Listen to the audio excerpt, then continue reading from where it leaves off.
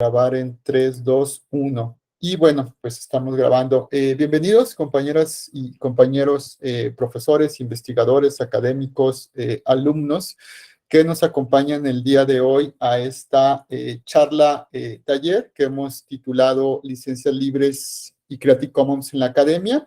Esta charla es promocionada por el Sistema Universitario de Bibliotecas de la Universidad de Guadalajara, el CIUBI, y bueno, por la Biblioteca Mediateca Fernando del Paso del Centro Universitario de la Ciénega, y bueno, también por parte de su directora, la compañera Evelia Espinosa.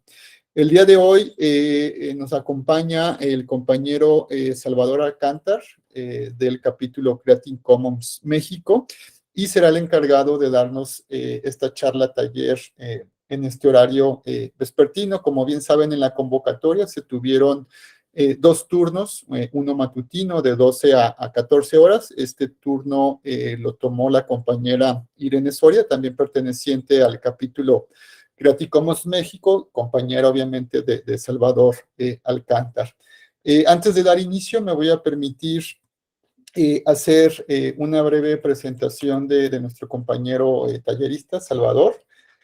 Salvador Alcántar Morán es licenciado en Derecho por la Universidad de Guadalajara, maestro en Tecnologías de la Información y la Comunicación, también por la Universidad de Guadalajara. Y es wikipedista desde el año 2006, miembro fundador del capítulo Wikimedia México y parte de su mesa directiva del 2011 al 2018. Es miembro del Comité de Afiliación Wikimedia, de la Fundación Wikimedia, desde el año 2012 hasta el año 2019. Miembro fundador de Creative Commons Capítulo México, asesor entre 2015 y 2019 del Gobierno de la Ciudad de México en temas de innovación tecnológica, gobierno electrónico, comunicación digital y redes sociales. Es integrante del equipo de investigadores de la UNAM sobre privacidad y anonimato en redes y promotor de conocimiento libre, licencias libres. Actualmente investiga sobre la temática de piratería digital en el ámbito editorial como parte de su tesis de posgrado o de grado.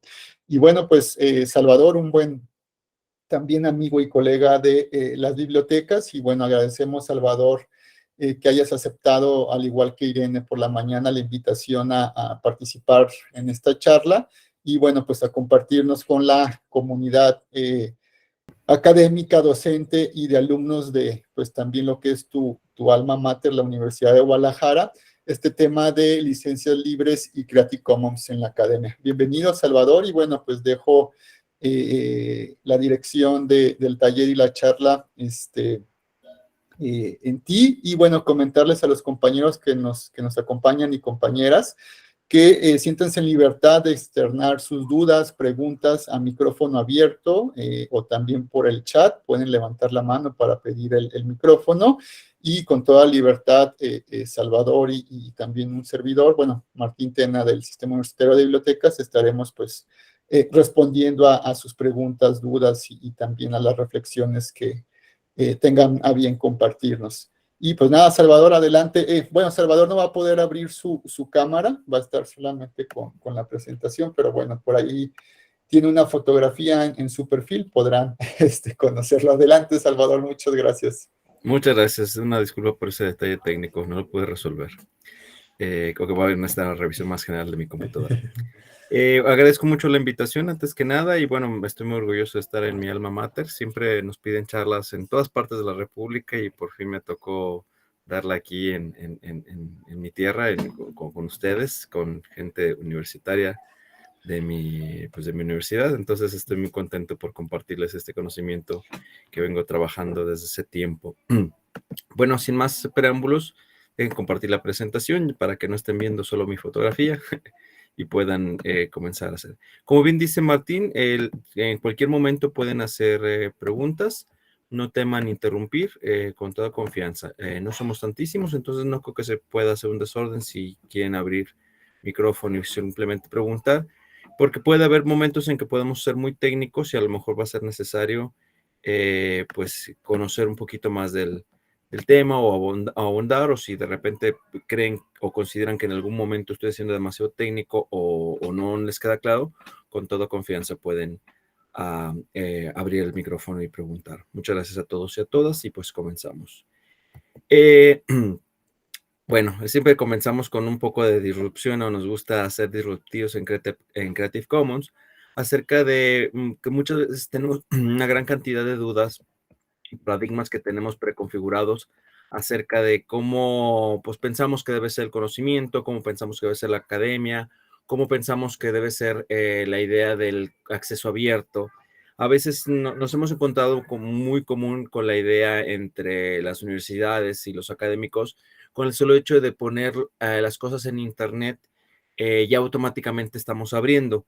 La apertura es mucho más que eso, mucho más que solo la digitalización, mucho más que solamente poner a disposición, porque la disposición tiene que tener ciertas características, como por ejemplo el hecho de que tengan una certeza jurídica las personas de que al momento de usarlo lo están haciendo de manera correcta, porque hay un montón de cosas disponibles en Internet y no necesariamente significa que las personas puedan utilizar, reutilizar, hacer obra derivada, y bueno, eso da muchos problemas, ¿no? Ustedes ya han visto, por ejemplo, que recientemente temas como el plagio o la piratería, yo siempre digo la mal llamada piratería, que es una copia digital no autorizada, pues da muchos problemas a las personas y ha dado incluso problemas de alta índole en las esferas políticas, por el hecho de que a veces se ponen a disposición las cosas y otras personas las reutilizan, pero sin el permiso adecuado. Y a veces también la disposición, pues también ha resuelto cosas, ¿no? Porque uno de los plagios más recientes y más sonados a nivel político fue gracias a que precisamente la UNAM puso a disposición las tesis y pues las transparentó, que por cierto Creative Commons asesoró a ese proyecto de Tesis UNAM y del repositorio general de la UNAM para poner a disposición las tesis. Con esto queremos decirle pues que cambiemos de paradigmas, ¿no? Que la creación, el acceso y divulgación del conocimiento ha cambiado. Ya no es como era la academia hace 50 años. Ustedes pues ya se confrontaron con el tema, por ejemplo, de la tecnologización a través de la pandemia del COVID, que ha cambiado muchas cosas de cómo vemos y hacemos las cosas.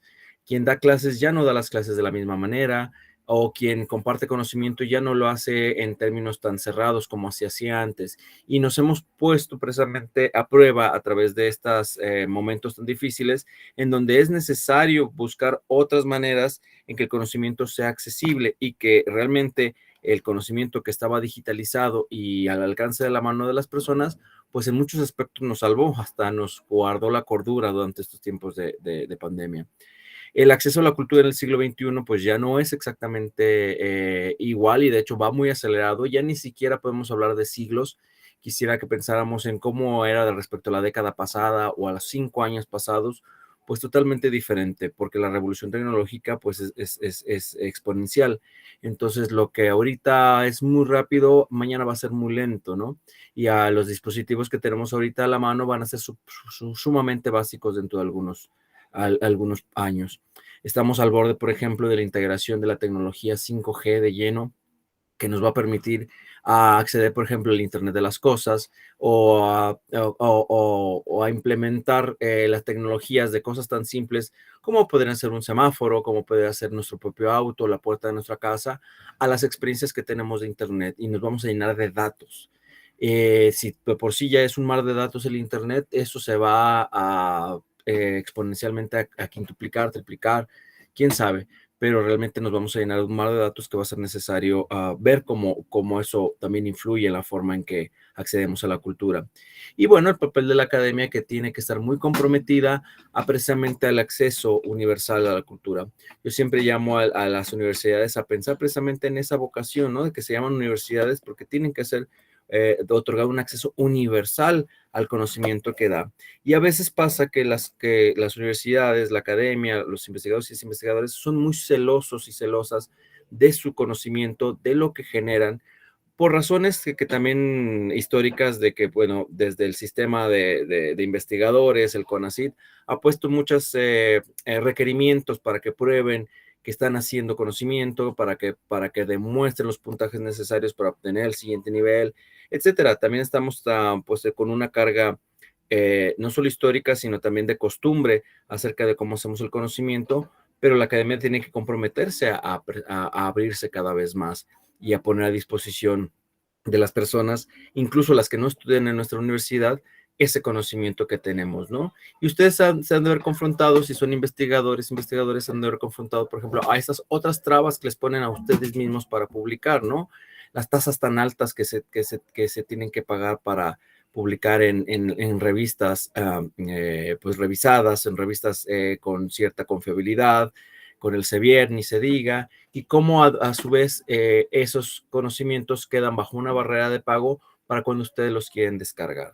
Y para otras personas, ustedes hacen la investigación, quieren que se lea, pero pues del otro lado está un montón de estudiantes que al momento de que acceder a ese conocimiento, pues se ven que tienen que pagar miles de dólares por esa pieza que a lo mejor hizo el investigador que pues, incluso es hasta su docente, ¿no? Y a veces nos vemos obligados a generar prácticas que también la ley nos dice que no están tan correctas, pero que tenemos que hacer, como el típico de, pues te comparto mi investigación así por privadito en una copia, ¿no? O te la paso por mail. Y aunque dijimos, bueno, yo soy el autor, yo tengo el derecho de hacerlo, pues de repente tenemos contratos y obligaciones que hemos adquirido con sus editores y editoras y que eso nos impide a veces hacer esa forma de compartir la cultura. En fin, tenemos que pensar de múltiples formas porque los ejes que nos cruzan ya son muchísimos. Hay que cuestionar las formas de crear y hacer, qué tan original es la originalidad. Esto es algo que repetimos mucho. De repente nosotros decimos, no, pues yo soy el creador. Pues sí, pero tú te basaste en 50 autores para hacer tu obra. ¿Qué tan original? Bueno, mientras no haya plagio, es original, tal vez, pero aún así el conocimiento se yuxtapone, ¿no? Todos andamos a hombros de gigantes y todos simplemente hacemos el conocimiento a partir de lo que ya se hizo. Nada es nuevo en el mundo, nada nuevo bajo el sol, ¿no? La innovación y otras, la autoría también ya se ha disuelto mucho. De repente ustedes han de haber visto escándalos en internet de que, bueno, es que esa canción se parece mucho a esta otra. Pues que realmente eso es muy difícil de controlar. La música, por ejemplo, tiene un límite muy establecido de posibilidades matemáticas para darse, ¿no? El rango auditivo humano es muy breve y realmente nos da apenas un rango de notas muy específicas cuyas combinaciones a lo largo del tiempo se tendrán que repetir. Y como dice un compañero musicólogo de Creative Commons, también pasa mucho que lo que se dice ahorita original, pues es lo que sonaba a lo mejor en la Edad Media, simplemente con nuevos instrumentos, nuevas velocidades y bajo otro contexto musical, pero básicamente son tonadas similares, ¿no?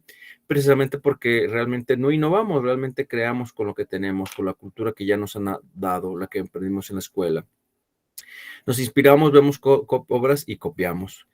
El conocimiento académico no lo hace una sola persona, siempre el conocimiento académico viene precisamente de un contexto universitario, de un contexto de investigación, y bueno, ustedes mejor que yo conocen prácticas, algunas mejores prácticas, otras no tan buenas prácticas dentro de la academia, desde el hecho de que, bueno, tú eres mi estudiante, hazte una investigación y al final firmo yo, no, firmamos todos, o firmamos 15 y realmente el que lo hizo fue una sola persona, y al revés, ¿no? También de repente hacen las 15 personas, colaboran muy bien en el paper, y de repente pues todos terminan citados como un et al, y solamente la primera persona, la que firma, es la que se viene citando y se invisibiliza ese conocimiento.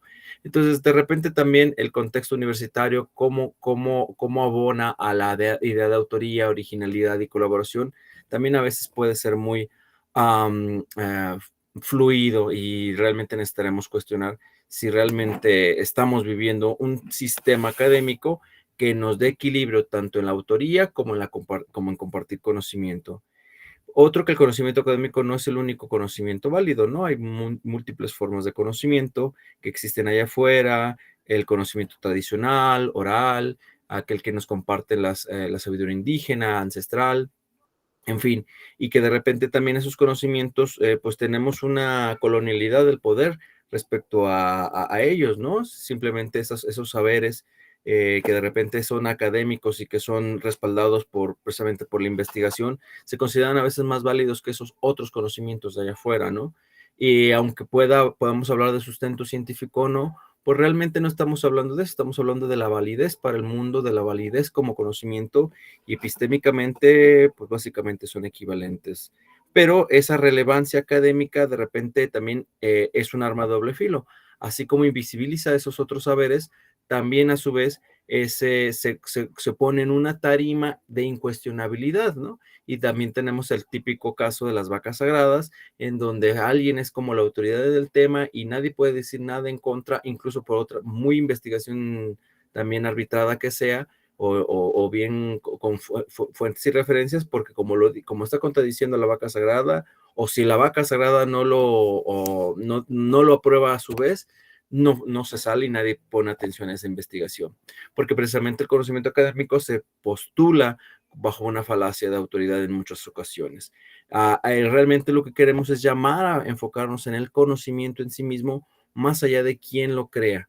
Y el conocimiento por sí mismo se valida a través de si el conocimiento sirve o no sirve, si es válido bajo los términos de la lógica y del conocimiento común o no, y realmente pues si está disponible o no. Porque pues podemos ser el conocimiento más válido, pero pues si está ahí escondido en una biblioteca y nadie lo lee, pues lo mismo nos sacamos.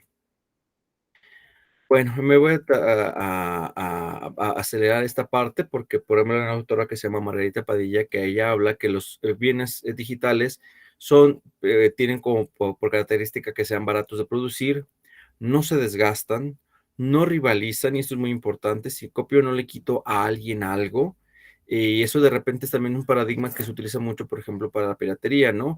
Que la piratería siempre tiene esa falacia, o no la piratería, sino las industrias culturales tienen la falacia de que como existe la piratería, a mí no me compran. Realmente no, esto no está demostrado, no hay pruebas y evidencias, perdón, estadísticas que lo demuestren, y al contrario, se demuestra que la persona que compra pirata muy probablemente no compraría el producto por el solo hecho de que está bajo una barrera de compra. Es decir, la persona que descarga piratería, si no hubiera la opción de la piratería, simplemente no accedería a ese conocimiento. Y aunque la gente descargue PDFs pirata, hay gente que sigue comprando el libro original, ¿no? Aunque la gente descargue música pirata, sigue habiendo usuarios de Spotify, de YouTube Red, de iTunes, etcétera. Entonces, realmente no hay una rivalización, simplemente hay una complementariedad para que ese otro mercado, ese otro público, también acceda a estos conocimientos. Y algo muy importante, que entre más se usa, más valor adquiere. Y eso es muy importante porque de repente todos tenemos así como la satisfacción de que, ya publiqué, no importa que nadie acceda a él, no importa, ¿no? Ya tengo una publicación, ya tengo mis puntos del SNI y ya. Pero realmente más allá de eso es que tanto ese conocimiento pues está llegando a quien debe, ¿no? Si estamos generando méritos nada más o estamos generando conocimientos. Y el COVID, por ejemplo, nos puso muy a prueba en ese sentido, porque un montón de papers que se liberaron acerca de cómo desarrollar la cura o las opciones de cura frente al COVID fueron realmente fundamentales para que la vacuna se desarrollara tan rápidamente y se accediera por tantos países en tan poco tiempo. Precisamente porque hubo una iniciativa que precisamente Creative Commons también firmó, que se llama Open COVID, que pedía no solo a las farmacéuticas, sino a los investigadores e investigadoras de este fenómeno, que abrían sus publicaciones. Muchos lo hicieron, otros no. Las farmacéuticas, como siempre, se cerraron a ella, y no obstante, las farmacéuticas tomaban ese conocimiento para acelerar su producción. Al final lo cobraron, aunque mucha de esa parte estaba basada en conocimiento ya libre, pero sin embargo nos benefició a todos. Entonces, a todos y a todas. Entonces, en ese sentido, es muy innecesario que el conocimiento realmente sea masivo y sea accesible a casi todas las personas. Es muy importante que una de las barreras a este conocimiento siempre suena o pareciera que es el derecho de autor. Realmente el derecho de autor, pues efectivamente tiene históricamente una tendencia a beneficiar a la industria editorial o a la industria musical o a los grandes corporativos de la cultura. A mí personalmente me suena un poco conflictuante la idea de industria cultural. Se me hace como ese tipo ¿cómo se llama?, de contraposiciones que se usan en el lenguaje. Me parece que si la cultura es industrializada, pues es más otra cosa que cultura, ¿no? Y que la industria por sí mismo no necesariamente genera cultura. En fin, pero hay que pensar que el derecho de autor de repente sí tiene mucha esa tendencia a beneficiar a los grandes corporativos. Históricamente el derecho de autor nació ni siquiera como un derecho realmente de las personas autoras. De hecho, en inglés se llama copyright porque en Inglaterra nació como un derecho de los impresores, y ahí sí lo hablo solamente en masculino porque era solamente un gremio exclusivamente de hombres, en donde los impresores pidieron específicamente a la reina en aquella época para establecer garantías que solo los beneficiaran a ellos y los autores les pagaban una dádiva, ¿no? Ya más adelante algunos autores se empoderaron y empezaron a generar conocimiento, pero no necesariamente eso implicó que equilibrara la balanza, ¿no? Hay que tener en cuenta que México es firmante del Convenio Berna, que fue adoptado en 1886, y que a partir de este Convenio de Berna se han desarrollado legislaciones muy específicas en México. La más vigente, la Ley Federal de Derecho de Autor, que rige desde 1996, pero que está basado mucho también en el Convenio de París y las modernizaciones del Convenio de Berna. En México el derecho de autor está dividido, y esto es muy importante para entender las licencias Creative Commons, en un derecho moral y un derecho patrimonial. El derecho moral tiene 4 Is: es inalienable, imprescriptible, renunciable e inembargable. Y esto se los voy a simplificar mucho. Inalienable, no lo puedes vender. Imprescriptible, aunque pase el tiempo, no vence. Irrenunciable, bueno, es muy obvio, ¿no? No puedes renunciar a ella. Inembargable, alguien no puede venir a través de un juicio a embargártelo, este derecho. Si se fijan, este derecho moral se parece mucho a un derecho humano. Esta parte del derecho moral sí está muy implícita en la idea de la dignidad de la persona y de su individualidad. Es decir, es que tanto la obra y el autor o la autora están relacionados de tal manera que no se puede separar una de otra. Y de aquí vienen derechos como, por ejemplo, el derecho de firmar mi obra y decir que es mía, y que si otra persona se atribuye esa obra, yo pueda tomar acciones para evitar que esa persona se atribuya erróneamente mi trabajo. O incluso si esa persona ya la comercializó, que se retire la obra, ¿no?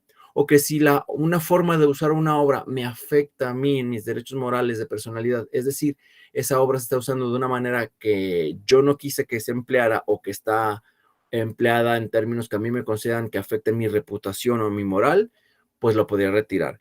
Esto es muy ambiguo, pero bueno, algunas cosas, algunos ejemplos claros sí se pueden dar. Ha habido canciones que de repente se utilizan en campañas políticas, y tergiversando incluso la letra, y bueno, ha habido autores, compositores y compositoras que han dicho: yo quiero que se retire de esa forma de utilizar mi canción, porque yo no quiero que se relacione en términos políticos, y menos con el partido X, ¿no? Eso puede pasar, ¿no? O autores cuyas obras, por ejemplo, se utilizan. Fue muy sonado el caso de un pintor que vendió una de sus obras y se utilizó para un performance en donde la obra se destruía, se quemaba. Entonces él demandó precisamente pues para una compensación económica, porque eso le genera un detrimento a su obra, y él no quería que se utilizara de esa manera. Dice: cuando yo la vendí, quería que se expusiera, o que alguien la guardara en su casa de manera privada, no para que se quemara. Entonces esa relación persona-obra habla de los derechos morales. En la otra parte están los derechos patrimoniales, que como el nombre lo indica, tiene que ver con la lana, ¿no? Con la pachocha. Decir, ¿qué tanto puedo yo ganar de mi obra? Están relativos al lucro. También se les llama derechos de explotación. A mí se me hace muy feo, porque la palabra explotación también tiene una carga colonial muy fuerte, y habla como si las obras sean como los esclavos de las personas autoras, que bueno, son objetos al fin y al cabo, pero aún así el derecho de explotación habla que yo puedo utilizar mi bien cultural para ver qué ganancias puedo tener, o cómo evitar que otras personas tengan ganancias ilícitas respecto a mi obra sin compartirme a mí. Aquí es donde hablamos de los temas como las regalías, como el hecho de evitar que alguien más explote la obra y no me pague, o el hecho de cortar los canales comerciales de una obra porque no se está realizando de la manera en que estaba establecida en un contrato, o bien que ni siquiera está establecida en contrato, ¿no? Los canales legales o ilegales, los que se consideran autorizados o no autorizados. Bueno, yo puedo oponerme a que una obra se comercialice en un canal que no está autorizado por mí. Cuando digo canal, me refiero a las líneas comerciales. No es requisito de protección de una obra que se registre en el INDAUTOR. Esto es algo muy importante, porque de repente sí tenemos obras en Creative Commons que de repente la gente nos pregunta: oye, yo quiero liberar Creative Commons, entonces Creative Commons me registra la obra. No, Creative Commons lo que hace es otorgar una licencia, es decir, somos como una especie de contrato en donde tú le dices a las personas claramente qué derechos y obligaciones les otorgas, pero tú en lo personal siempre vas a tener el derecho de registrar tu obra. El registro y el contrato Creative Commons, por decirlo de alguna manera muy jurídica, son totalmente diferentes. De la misma manera en que tú puedes registrar tu obra y luego ir con un editor y decirle, oye, hazme un contrato de edición. Esa es también, ahí podemos ver claramente la diferencia entre el registro y el acto jurídico que se celebra respecto a la obra. Entonces, mi recomendación es, si tienen obras, sobre todo escritas, que bueno, que cualquier naturaleza se puede inscribir, pero a veces las escritas sí tienen más problemáticas en cuanto a plagios, vayan y registren. Entonces, registren su obra y luego liberarla en Creative Commons. No es un obstáculo y al contrario, creo que se complementa muy bien porque el registro ante INDAUTOR nos da una fecha cierta a partir de que la obra está reconocida y relacionada hacia una persona en específico. Y ya sobre eso podemos otorgar las licencias Creative Commons. De hecho, ayuda bastante porque si de repente al momento de liberar una obra y alguien hace un uso que no consideramos adecuado y esa persona dice, es que yo lo encontré en internet y no era de nadie, el registro de INDAUTOR nos sirve perfectamente para decir, claro que siempre fue de alguien, estaba aquí y lo publiqué acá, entonces no puedes hacer este uso. Y bueno, una diferencia muy importante para terminar con este tema de derechos de autor es que es diferente a las patentes de propiedad industrial. No confundir con las marcas, no confundir con los modelos de utilidad, con los diseños industriales. Esos se ven en otra materia. Incluso se podrían liberar bajo licencias libres, definitivamente, pero hay otras licencias más específicas para ese tipo de acciones. Pero, por ejemplo, los modelos de utilidad o los diseños, si se consideran solo como dibujos, bien podrían utilizarse bajo Creative Commons, pero algunos de ellos toman, por ejemplo, características específicas, como por ejemplo los inventos. Podrías liberar pues sí, los planos o los diseños de cómo funciona, pero el invento en sí no tanto. Ahí podrías utilizar otros modelos también abiertos, pero que no necesariamente están bajo eso. Por ejemplo, hay una licencia del MIT que se especifica precisamente a invenciones y creaciones. Bueno, esto me lo voy a saltar. ¿Qué restricciones otorga el derecho de autor? Bueno, es que muchas veces no sabemos qué podemos hacer y qué no podemos hacer con las obras.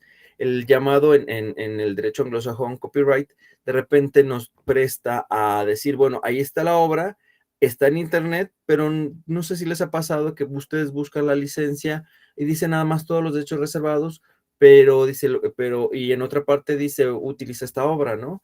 Y pasaba mucho antes, creo que cada vez se cobra más claridad en la importancia de darle certeza jurídica a las personas, pero de repente ustedes entran a algunas páginas del gobierno federal en donde dice abajo que están bajo una licencia libre y luego cuando bajas el PDF sí dice que tiene todos los derechos reservados. Y hay como un conflicto en cuanto a eso. El copyright a veces no era suficientemente específico para decir, bueno, lo están poniendo a disposición, lo puedo utilizar o solo lo puedo ver en línea y punto, ¿no? Que por regla general yo diría que es así. Si algo tiene copyright, tiene derecho de autor, a priori no lo uso a menos que se me diga específicamente que lo puedo hacer. Por eso es una gran problemática copyright, porque realmente nos está poniendo la restricción de uso, nos están poniendo obstáculos. Y mientras que Creative Commons te está diciendo, todo esto sí puedes hacer. La persona autora también está en su derecho de compartir su obra y eso es algo muy importante, que de repente nos conflictuamos mucho de que, es que la obra, no sé, la universidad no me la autorizó o la editorial no me la autorizó. Sí, pero las personas también tenemos que empezar a hablar de que la persona autora tiene el derecho de compartir su obra y puede hacerlo por los canales que considere prudentes en la medida que no violentes otras, ¿cómo se llama? Obligaciones contractuales. Si tu contrato de edición dice que no es exclusivo y que puedes y no te pone ninguna restricción de hacer otros usos de tu obra, tú puedes compartirla por cualquier otro canal, a pesar de que hayas tenido ese contrato de edición. Ahora bien, si tienes un contrato de edición muy exclusivo y muy restrictivo, Entonces, a lo mejor ahí habría que analizar qué obligaciones y derechos tienes y sobre eso ver si puedes liberar en Creative Commons. Y si no, también valdría la pena a lo mejor revisar los contratos de edición. Muchas veces esta es una sugerencia que hago mucho en repositorios grandes. Hemos tenido eso con Memórica en el gobierno federal, con la propia UNAM, de hacer una revisión de sus contratos de edición precisamente, o de sus cartas de edición, porque a veces ni siquiera son contratos completos, son pequeñas cartas que nada más firman los autores y las autoras, en donde diga y sean más específicos que la universidad o la editorial puede utilizar sus obras de una manera muy amplia y puede incluso afectarlas bajo Creative Commons. Y eso puede solucionar bastantes problemas a veces de derecho de autor. También hay que estar conscientes que el derecho de autor, y si ustedes leen la definición de derecho de autor dentro de la propia ley federal, dice que es un privilegio exclusivo que se otorga a las personas autoras y autores y autoras.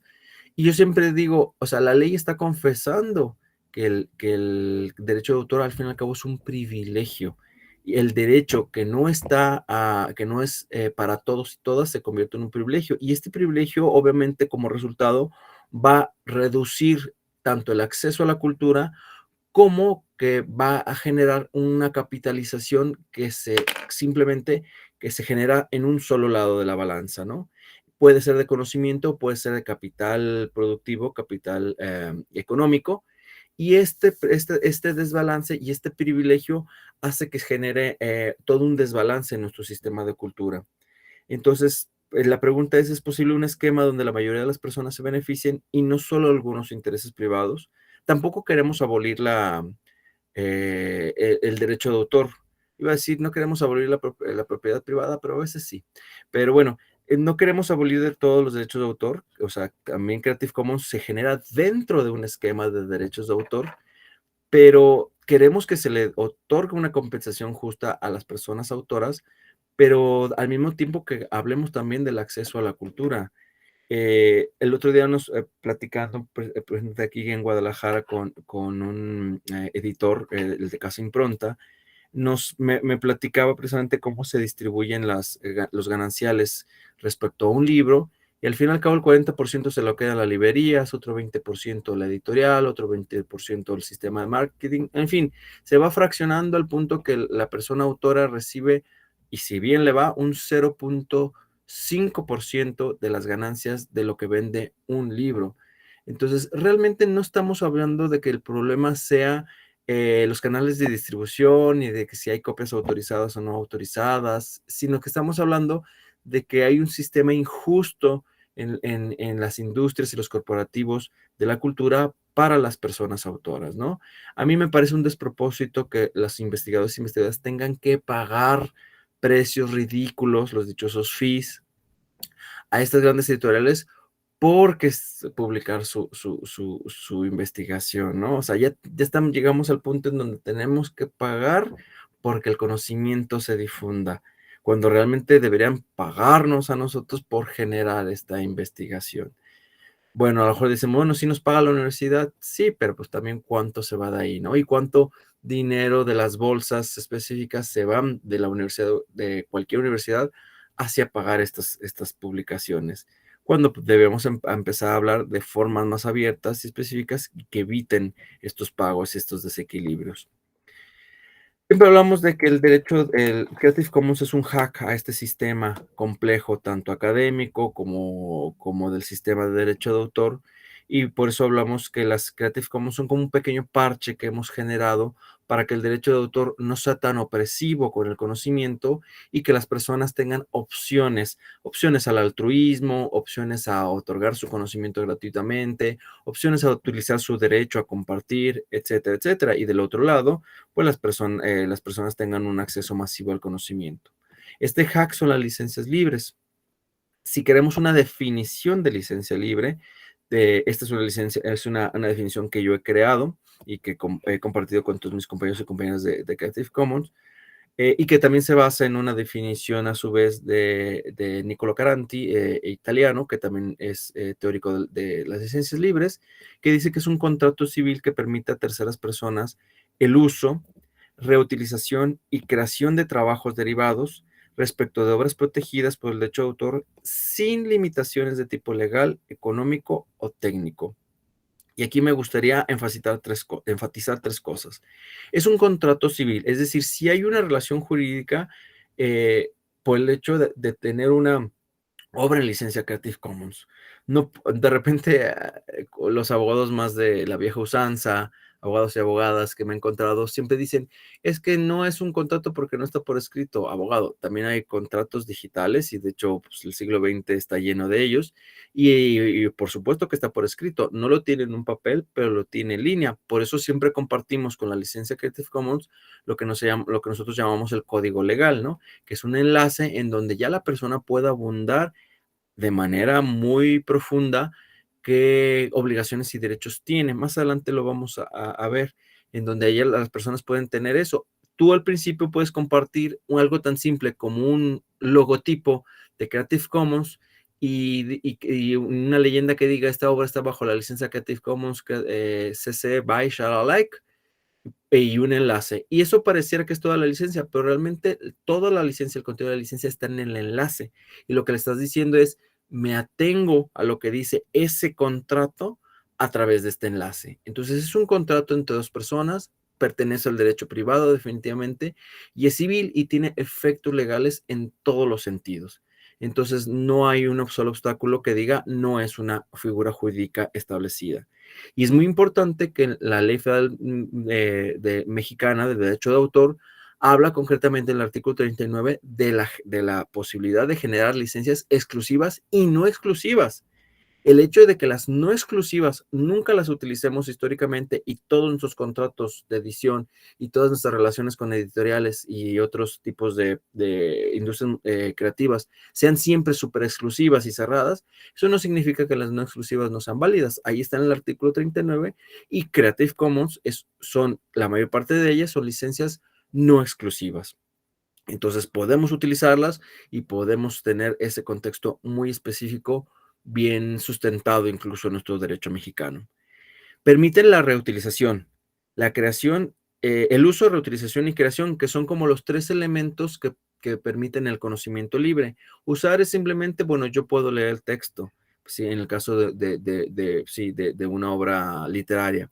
Puedo reutilizarlo, no solo me refiero a citarlo, sino que, por ejemplo, si de esa obra literaria, escrita o académica, lo que sea, quiero hacer yo un videoclip, quiero hacer una obra de teatro, puedo hacerlo sin necesidad de estar preguntando y de estar pagando regalías.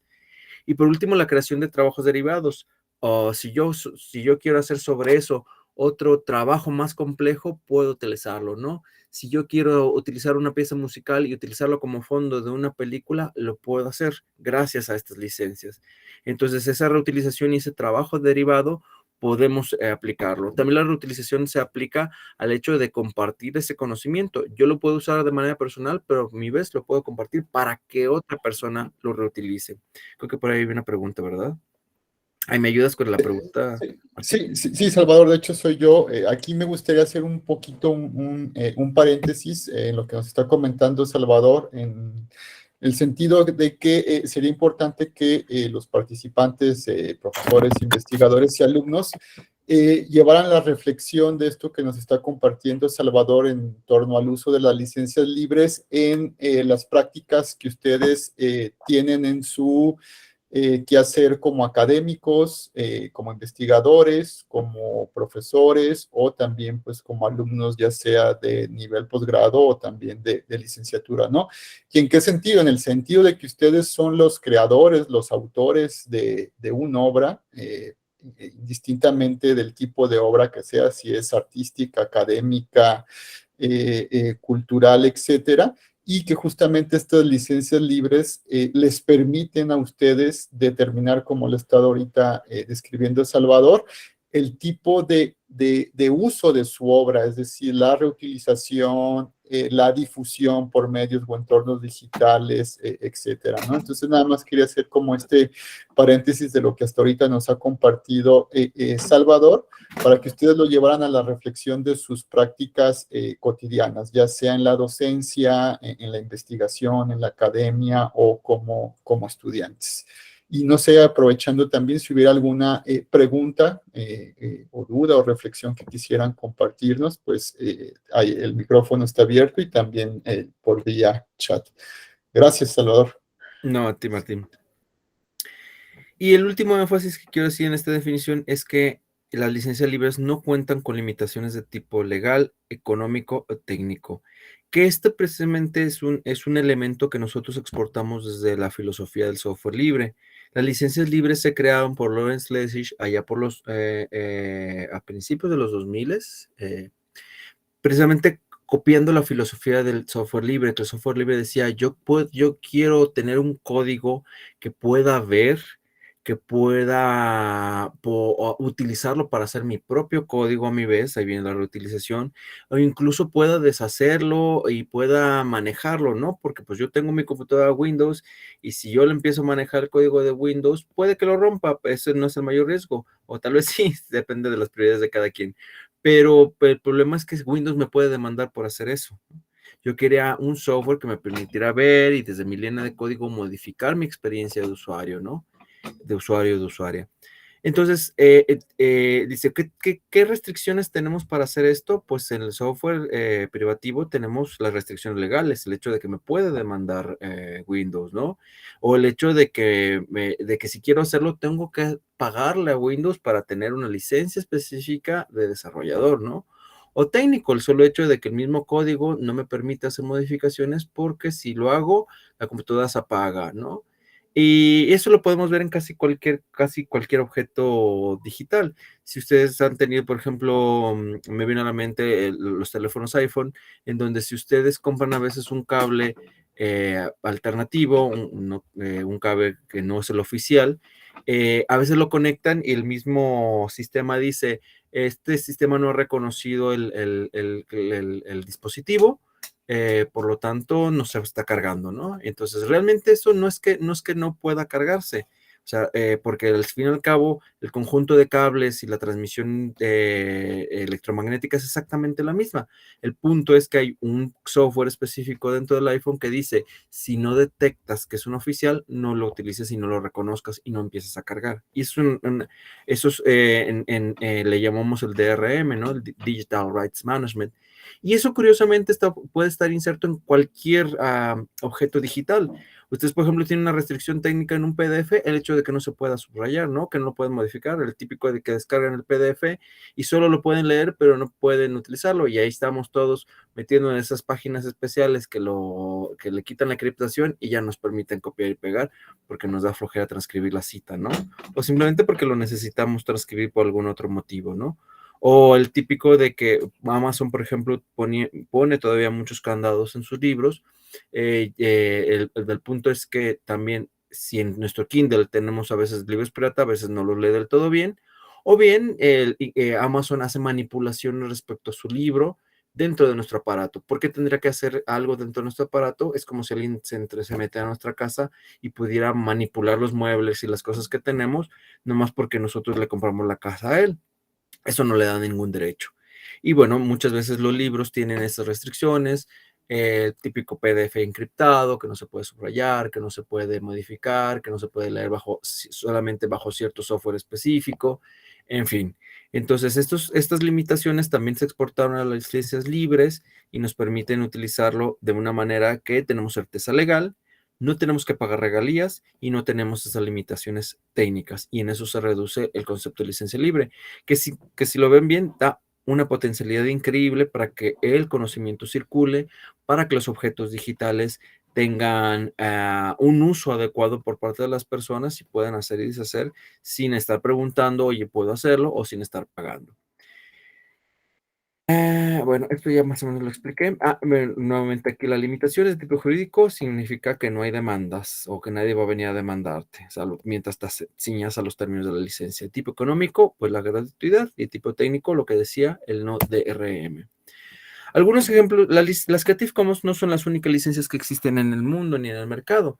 En el mundo, no quiero decir en el mercado porque no somos una licencia mercantilista, sino que existen otras. Por ejemplo, ahí está la licencia de arte libre, que ya comienza en desuso, las licencias del MIT, que son muy interesantes, sobre todo para aspectos técnicos, Para software hay licencias MIT muy interesantes, para invenciones, como ya les decía. Esta, por ejemplo, la de la derecha, que parece un ojito, también es una licencia basada precisamente para objetos artísticos. Las licencias OGL, que en fin, las licencias OGL también ya comienza a estar en desuso. Incluso hubo un tiempo en que era muy popular que cada institución generara su licencia libre de manera personal, ¿no? Por ejemplo, el gobierno de United Kingdom, del gobierno británico, generó su propia licencia de gobierno abierto basados en ellas. El gobierno de la Ciudad de México, durante la administración pasada, generó también una licencia de gobierno abierto, que era una licencia libre en cuanto a sus contenidos específicos que generaba el gobierno de la Ciudad de México. Universidades también lo generaron, el gobierno de Estados Unidos, por ejemplo, en casi todos sus... es muy interesante que ellos casi todo lo consideran dominio público, todo lo que esté pagado por presupuesto público, lo que me parece una genialidad. Es por eso que podemos tener acceso gratuito a las imágenes de la NASA, por ejemplo, y podemos utilizarlas, reutilizarlas, enviarlas, lo que sea, gracias a eso. Y esa belleza universal está a la vista de todos porque lo consideran en dominio público. Al principio también utilizaron una licencia libre, con eso se comenzó a viralizar, y hubo un punto en que dijeron, no, vamos a hacerlo a dominio público aún más amplio, ¿no? Y esa radicalización me parece excelente. Las universidades podrían generar su propia licencia, sí, pero también yo siempre les digo, para que, pues, no tratemos de inventar el agua tibia, ¿no? Ya están, las licencias Creative Commons están probadísimas en su popularidad y en su reconocimiento a nivel mundial, pues toman una licencia Creative Commons. Y al fin y al cabo, como van a dar las libertades casi las mismas que tiene la licencia Creative Commons, y la licencia Creative Commons ya jugó con esas libertades y forma las licencias, las 6 licencias que existen, pues no se quiebran la cabeza, ¿no? Claro, siempre está la idea de que, bueno, esto lo personaliza, es como una marca personal. Bueno, también son argumentos válidos, pero sin embargo no creo que sean realmente necesarios. Las licencias libres más utilizadas precisamente son Creative Commons y la del MIT. Las licencias Creative Commons poseen todas las características de libertad y son las más populares. Como ya les decía, Creative Commons es una de las más reconocidas, incluso por el solo logotipo, mucha gente ya sabe que puede utilizar ese conocimiento. Y está en lugares tan diversos como YouTube, tiene la opción de liberar en Creative Commons nuestros videos. Flickr, ese almacén gigante de fotos, tiene también la forma de liberarlo de manera específica con licencias restrictivas o no tan restrictivas a través de esa plataforma. Obviamente, nuestros grandes campeones del conocimiento libre, Wikipedia, Wikimedia Commons, pues, Internet Archive, por ejemplo, que también tiene un gran repositorio de contenidos en Creative Commons. Entonces, ¿qué es Creative Commons? Ya que aterrizamos y que llegamos a esto, pues es una iniciativa internacional, ¿no? Para promover el acceso e intercambio de bienes culturales, sobre todo bienes digitales, a través de acuerdos entre artistas y público. Y este acuerdo es esta licencia que nos permite decirle, aquí está el objeto cultural y tienes todas estas libertades y tengo yo estos derechos, ¿no? Y puedes estar obligado a esto, ¿no? Dependiendo de la licencia que haya elegido, y sobre eso ambos tenemos certeza. Yo de que estoy liberando conocimiento y de que se va a viralizar por el mundo, y tú tienes la certeza de que lo puedes utilizar sin que yo luego venga a rendirte cuentas jurídicas, económicas o técnicas. Las personas autoras otorgan el permiso para compartir y usar su obra bajo los términos y condiciones que ellos elijan. Es muy importante que las licencias Creative Commons están basadas bajo una filosofía de la autogestión. Ya no necesitamos ir con un despacho de abogados, ya no necesitamos ir con una industria editorial, ya no necesitamos ir con, no sé, ¿cómo se llama? Los sindicatos, no, perdón, las sociedades de gestión del conocimiento, que existen muchas en cada mercado, la Sociedad de Autores y Compositores Mexicanos, la Sociedad de Artistas de Escritores Mexicanos, la SOGEM, etcétera, etcétera.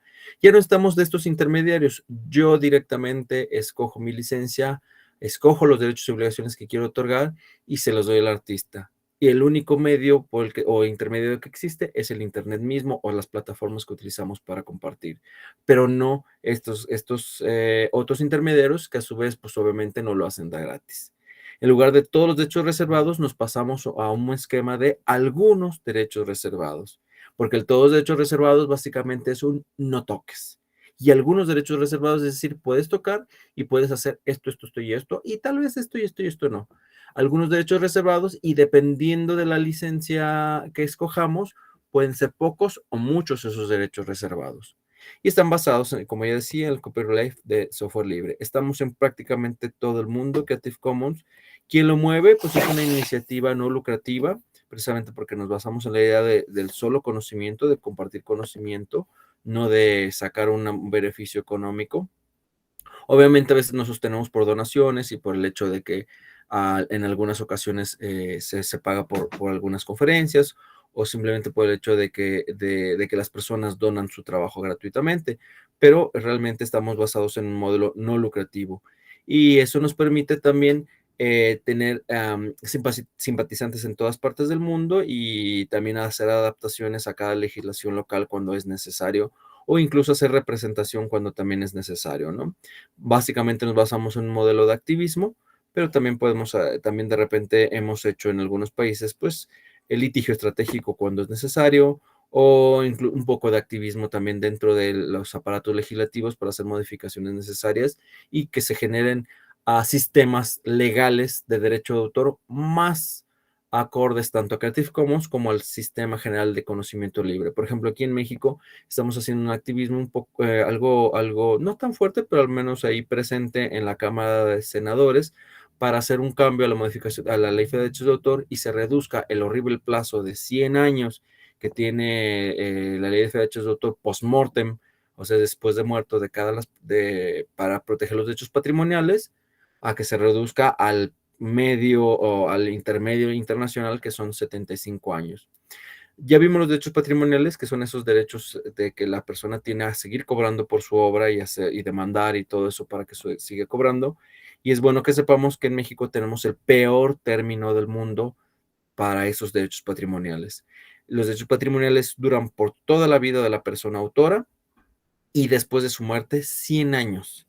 Entonces esto de repente es muy perjudicial al ecosistema de conocimiento libre. Yo hice hace poquito una investigación que se convirtió en un hilo de Twitter en donde enumerábamos las personas que conforme a este esquema se estaría liberando apenas este año del derecho de autor. Y ustedes pueden creer que apenas Ricardo Flores Magón, nosotros ya lo vemos como una cosa aprendidísima y como algo súper viejo, pero Ricardo Flores Magón apenas entró al dominio público en enero de este año. Así de ridícula es nuestra ley de derecho de autor. Por eso aquí en México hacemos activismo al respecto y modificamos ese modelo de todos los derechos reservados, algunos derechos reservados. Ya concretamente las licencias Creative Commons se conforman de 4 cláusulas básicas, ¿no? Una cláusula, vamos a hablar de izquierda a derecha, que están representadas a través de logotipos que permitan a las personas identificar de manera sencilla qué licencia es simplemente con estos logotipos. A mí me parece realmente un paradigma comunicacional también la licencia Creative Commons y sobre todo desde mi perspectiva de abogado, porque comunican todo el conocimiento de una licencia compleja, jurídica y sin complicarnos en el lenguaje jurídico a través de simples imágenes. Con estas imágenes la gente sabe los términos de su contrato y sabe identificar qué derechos y obligaciones tiene. Y eso realmente, pues no, sobre todo para el lenguaje jurídico, me parece un paradigma. De izquierda a derecha tenemos el logotipo, por ejemplo, del BAI. En español le llamamos atribución. Sí, adelante. Ay, ¿me No, ayudas? adelante, Salvador. Estaba compartiendo justamente la nota que salió en R3D sobre el hilo de Twitter que hiciste sobre el dominio público en Ay, 2023. muchísimas gracias. También Adelante. cuando quieran platicar de dominio público, también puedo hablar horas por él. El primer logotipo representa el derecho a la atribución que de la persona autora. Vamos a ver más adelante que todas las modalidades de las licencias Creative Commons, salvo la cero, que bueno, ese es también ya más cercana al dominio público, todas tienen este logotipo del BAI, ¿no? Este monito de pie, o monita, no realmente es asexual este logotipo. Y habla de la representación, es decir, este logotipo primero es el derecho moral y por eso lo vamos a encontrar en todas las licencias. ¿Por qué lo vamos a encontrar en todas las licencias? Porque se acuerdan que los derechos morales tienen 4 Is, y una de esas Is es que es irrenunciable. Entonces, como es irrenunciable, al menos en el sistema jurídico mexicano, y también ahí estaría bueno hablar si realmente podemos modificar eso o no, porque en algunas situaciones sí sería necesario la renunciabilidad de ese derecho, pero bueno, mientras tanto, nuestras licencias que adquiramos, todas van a tener este derecho de atribución. Y eso respetaría el sistema jurídico mexicano, en donde dice que nuestros derechos morales son irrenunciables. La persona autora siempre va a ser nombrada como la persona autora. Es decir, que este logotipo nos da el derecho a que una obra diga escrito por o hecho por, fabricado por, y las personas que hayan participado en ella. Y es esa la atribución. El segundo es el derecho relativo a la comercialidad de la obra. Si la obra tiene este logotipo, de que es un signo de pesos o de dólares, depende de cómo lo vean, cancelado a través de que implica la negación, es no comercial, en inglés non-commercial, que significa que tú le estás imponiendo a la persona la obligación de puede utilizar el bien cultural, pero no puede comercializarlo bajo ninguna circunstancia, no puede hacer lucro de él. Si quiere utilizarlo en cualquier otra forma no lucrativa, lo puede hacer. De repente nos causa mucho conflictos porque como que la gente dice, sí, sí, sí, yo no quiero que lucre con mi obra, y siempre los llamamos a pensar amplio, porque de repente siempre que les decimos, ¿por qué no quieres comercializar la obra? Siempre tienen un caso específico por el que no quieran hacerlo. Recuerdo claramente un museo que decía, es que yo no quiero ponerle que sea comercial porque luego van a agarrar la foto digitalizada de la pintura que estoy dentro del museo y afuera va a estar una señora vendiendo camisetas con ella, ¿no? Y como le estoy dando el derecho de comercial, lo va a poder hacer. Y mi pregunta o la pregunta que le hicimos, ¿y realmente te perjudica en tu objetivo como museo y en tus ganancias económicas como museo que una señora esté vendiendo afuera la playera? Esa señora a lo mejor se va a poner, ponle, sí, a lo mejor los 7 días de la semana bajo un horario específico. Tú vas a estar abierto aquí, la gente que quiera comprar no hablemos de originalidad porque lo original se pierde en lo digital, pero el que quiera comprar dentro de tu museo, por el solo hecho de que lo compre dentro del museo, lo va a hacer.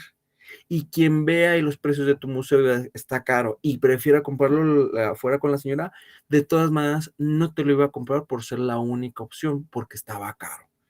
Y al contrario, estás permitiendo que tanto tú sigas tus objetivos como museo y afuera hay una persona que se beneficie un poco económicamente y haya una pequeña derrama económica hacia afuera gracias a esa pintura, ¿no? Y a lo mejor hay una persona que ni siquiera iba a entrar al museo y pasó y de pasadita vio a la señora, le disgustó esa obra y gracias a que se la compró y luego se cuestionó, ¿y dónde está esa obra? Se enteró que está en el museo y va y entra al museo. Entonces, a lo mejor tú pensabas en ese caso específico, pero hay otro montón de casos específicos en donde la no comercialidad, la comercialidad puede ser un beneficio, porque tú estás pensando en la señora que vende camisetas, pero no estás pensando a lo mejor en la escuela rural que no tiene presupuesto y que va a imprimir pequeños manualitos que se los va a dar a un precio módico a sus estudiantes, en donde en su capítulo de Historia del Arte va a venir la pintura que tú escaneaste y se las va a vender ahí en la zona rural, a una zona rural que está a miles de kilómetros de distancia de tu museo y que ni siquiera tienen la menor posibilidad de venir a visitarte. Entonces, tú estás pensando en la señora, pero no estás pensando en todas las otras personas que se pueden beneficiar por poner una cláusula por permitir la comercialidad. Entonces, yo de repente a veces este logotipo de no comercial o esta cláusula no comercial, yo siempre los invito, piénsenlo bien.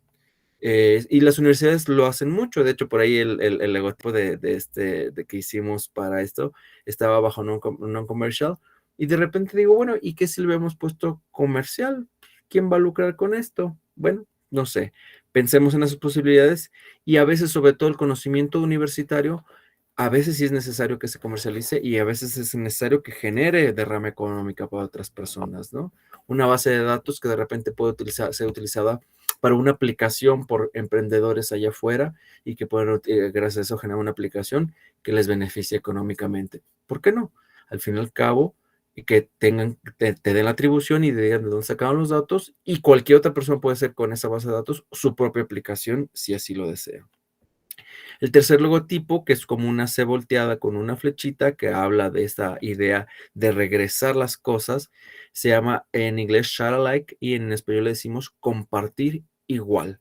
Es decir, que tú le estás poniendo la obligación a la persona para que cuando utilice este bien cultural con esta cláusula, ella a su vez, si hace un trabajo derivado, pueda hacerlo de manera con la misma licencia específicamente, para perpetuar el ecosistema de conocimiento libre.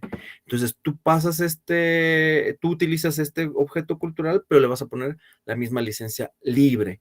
No puedes ponerle una licencia diferente y con las mismas cláusulas, básicamente. Finalmente, el último logotipo de no derivadas, que es un signo de igual, dice, mantén igual este objeto cultural, no hagas obras derivadas. Es decir, tal como lo tienes, no puedes sobre eso o utilizar mi música para un videoclip o utilizar mi texto para hacer a su vez un remixeo que termine en un poema escrito, ¿no? Un poema escrito, perdón, un poema, estaba pensando en esos poemas que son como collage, que son fracciones de un texto que se recortan y se pegan, ¿no? Que también fue una forma derivada de texto, ¿no? O a su vez, tú no puedes leer en una lectura en voz alta mi investigación o mi trabajo literario para a su vez decir una recitación que se va a hacer grabada y va a ser anexado a un video, que hay varias obras derivadas en una sola. Entonces, no puedes hacer esto. Como se imaginarán, salvo el logotipo de By, estos tres últimos, todas estas son restricciones. En la medida que una licencia tenga más de estos logotipos, la licencia va a ser más restrictiva porque les estás poniendo más obligaciones y más cláusulas a la persona. Entre menos de estos logotipos tenga, la licencia va a ser menos restrictiva y más permisiva para la persona usuaria, porque le vas a permitir hacer obras derivadas, le vas a permitir compartir igual o compartir de la manera que se le pegue la gana y comercializar sobre tu obra, siempre dando tu reconocimiento. Entonces, y algunas de estas, por ejemplo, entre ellas no podrían coexistir. Por ejemplo, las dos últimas, las de trabajos no derivados y compartir igual, realmente no pueden coexistir, porque si en alguna le estás diciendo puedes compartir igual, entonces le estás diciendo que sí puede hacer trabajos derivados. Entonces es muy raro que convivan las no derivativas y la de compartir igual, o share alike y non-derivatives. Es decir, con estos logotipos, que a su vez son cláusulas de nuestro contrato, podemos hacer combinaciones y vamos a generar diferentes licencias, pero ustedes no necesitan hacerlo, porque para esto ya existen las combinaciones realizadas y hemos visto que solamente existen 6 posibilidades.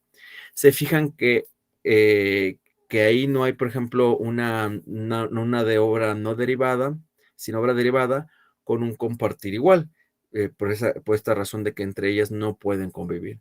Pero estas combinaciones nos dan las 6 licencias específicas.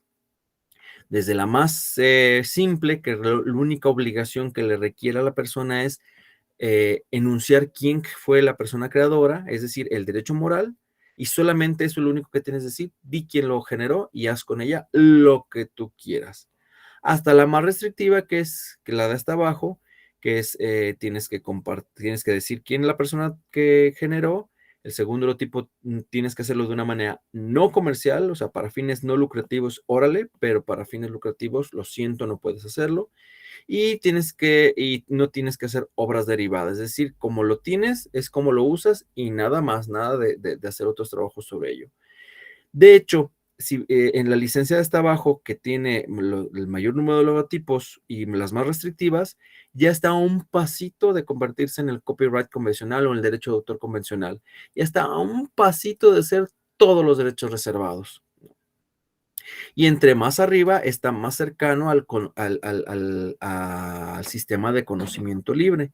De hecho, los campeones del conocimiento libre, como ya decía Wikipedia, Internet Archive, utilizan, por ejemplo, las licencias menos restrictivas, que es a partir de la de sin obra derivada, pero aún mejor, la de reconocimiento y compartir igual. De hecho, la segunda, que es la de CC BY SA, que es CC BY Share Alike, o reconocimiento compartir igual, es tal cual la que utiliza Wikipedia, Wikimedia Commons, y que eso permite que se viralice tanto el conocimiento y que se pueda copiar y pegar sin ningún problema. Y ya por último, la de no reconocimiento ya está nada más a un pasito a su vez de lo menos restrictivo que existe en derechos de autor, que sería otra cosa, que no sería otra cosa que el dominio público. Porque si ya le quitas los derechos de reconocimiento a una persona, pues automáticamente es diciendo no hay ninguna de ningún tipo, puedes utilizarlo como se te plazca y es de todos y de todas, y eso es dominio público. Entonces, las licencias Creative Commons se generan un espectro que va precisamente desde antes del dominio público hasta antes de todos los derechos reservados. Y sobre este esquema, este espectro, vemos que el derecho de autor no es tan monolítico como lo habíamos visto, nos lo habían platicado. Podemos hacer combinaciones y esas combinaciones son las licencias Creative Commons. Cada una de estas licencias tiene no solo los logotipos, tiene a su vez un enlace que especifica qué significa todos los logotipos y ya un enlace que le llamamos el código legal que tiene toda la retahíla ya para abogados y abogadas para que puedan leerlo y saber qué términos jurídicos tienen. Por esto siempre hablamos de que las licencias tienen 3 capas. Una capa legible por máquinas, que es un pequeño etiqueta HTML que le dice a la máquina, estoy leyendo un código, algo que tiene una licencia libre y que por lo tanto puedo reconocer un logotipo que permite a las otras personas leerlo. Una capa legible por humanos, que básicamente son los logotipos, y una forma breve, que es este texto que pueden ver ahí a un ladito, que dice, por ejemplo, en el primer dice, se permite cualquier explotación de la obra, incluyendo una finalidad comercial, bla, bla, bla. Que ese es como el resumen, la forma más digerible que una persona pueda leer y decir con el logotipo y este pequeño texto, le queda perfectamente claro. Entonces, eso es lo que le llamamos la capa legible por humanos. Y por último, el código legal, que es legible por no humanos, es decir, por los abogados y las abogadas. No, no es cierto. Pero es decir, el código legal, que es precisamente el código que ya más específico, habla de qué hay detrás de estos logotipos y todo el contrato jurídico con el que nos comprometemos al momento de utilizar una licencia, un objeto con esta licencia. Para enfatizar la oposición al sistema imperante del derecho de autor maximalista, en lugar de todos los derechos reservados, estas licencias se citan con algunos derechos reservados. Por ejemplo, aquí hay una captura de pantalla de Flickr, en donde ustedes tienen una foto arriba, bueno, ahí no se ve la foto, pero dice abajo en una esquinita, dice tomada el 25 del 2008 y dice algunos derechos reservados y tiene el iconito de que nada más está bajo licencia CC BY, nada más tienes la obligación de atribuir a la persona. Por lo tanto, tú puedes utilizar en tus libros, en tus investigaciones, simplemente diciendo fuente tal, autor sutanito, y con eso estás cumpliendo a la perfección esta licencia. Y ya, como una forma súper práctica y para dar suficiente tiempo para que me hagan preguntas, cuestionamientos, me echen jitomatazos si fuera necesario, pues así como una guía rápida de cómo liberamos una obra con Creative Commons. Ya que tenemos el conocimiento del ecosistema académico, del ecosistema del derecho de autor y tenemos los conocimientos básicos de derecho de autor para entender las licencias, ya sabemos qué son las licencias. Ahora, ¿cómo las utilizamos? Bueno, pues una recomendación muy básica es que ustedes pueden entrar a este enlace, creativecommons.org/choose. No sé si me puedes ayudar, Martín, compartiendo este enlace en el Sí, chat. sí, ahorita lo comparto. Que simplemente es como una página de internet de Creative Commons en donde ustedes pueden elegir la licencia que ustedes quieren con 2 simples preguntas.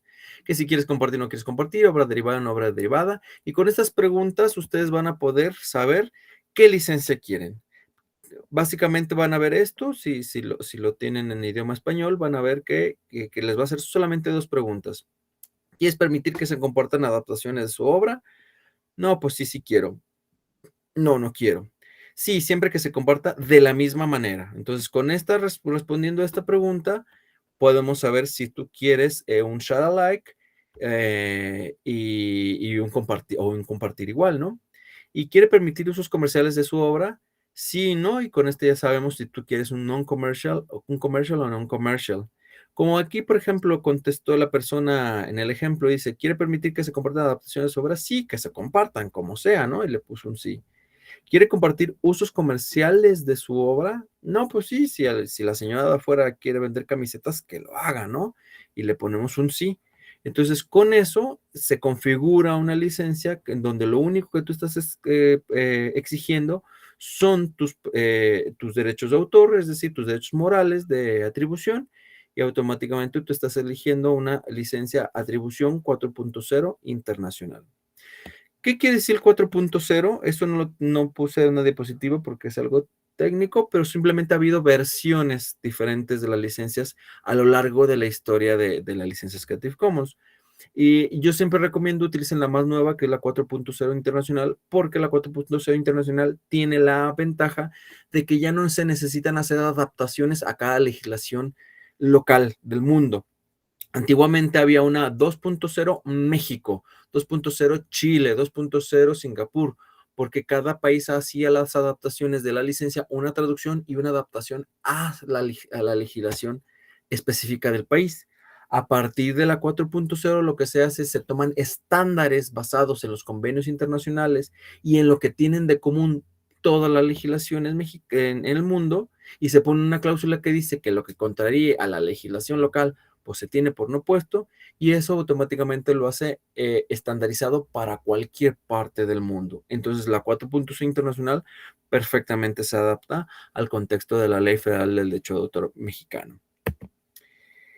Y por ejemplo, ya te dice, ya elegiste esa hora, y en la segunda parte te va a dar tanto el logotipo, de ahí donde dice tiene una página web, te da un pequeño logotipo que le das clic derecho y lo puedes descargar, y puedes copiar y pegar ese textito que dice, esta obra está bajo una licencia, bla, bla, bla. Y ese lo puedes insertar en tus videos, lo puedes insertar en la página legal de tu texto, lo puedes poner en el pie de página de tu investigación, lo puedes poner en tu video al final en los créditos, etcétera, etcétera, etcétera, ¿no? Y puedes, y si por ejemplo tienes una página web donde se visualiza ese contenido, copias y pegas la etiqueta HTML de abajo, que no es otra cosa esta licencia HTML que el código legible por máquinas, en donde la máquina llega, la computadora dice, y de esa manera también permite a los buscadores saber dónde hay contenidos bajo licencias Creative Commons. Por ahí, por ejemplo, Google tiene ahí un filtro en donde tú puedes escoger solamente contenidos que estén bajo licencia Creative Commons, gracias a que si pones estas etiquetas HTML, se van a indexar en ese sentido y en ese filtro a través de Google. Y puedes elegir entre un icono normal como eso, un icono más chiquito. Eso ya es cuestión de gustos estéticos, pero bueno, también puedes hacerlo. Y con eso tienes todos los elementos para tu licencia libre. Después de ahí, ¿qué pasa? Pues obtener el logo y el código para el caso de las páginas web. Incluso también puedes pegar en lugar del código, puedes pegar solamente el enlace. Por ejemplo, aquí ven en esta diapositiva anterior que hay un texto en azules que dice licencia Creative Commons atribución 4.0 internacional.